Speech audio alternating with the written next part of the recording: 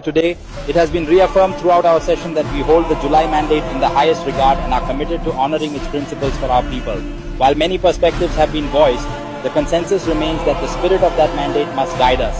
As we move forward, we must ensure the promises made during that historic time are reflected in our legislative actions, ensuring a legacy of integrity and respect for the people's will. In accordance অবিলম্বে বিবেচনা করা হোক।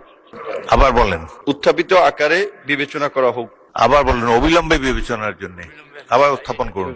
বৈদেশিক কর্মসংস্থান ও অভিবাসী আইন 2013 অধিকতর সংশোধন কল্পে আনিত বিলটি মহান জাতীয়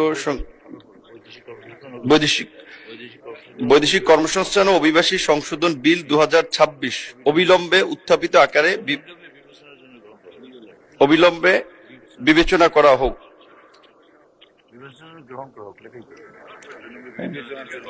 আবার বলেন, আমি মোহাম্মদ রুহুল হক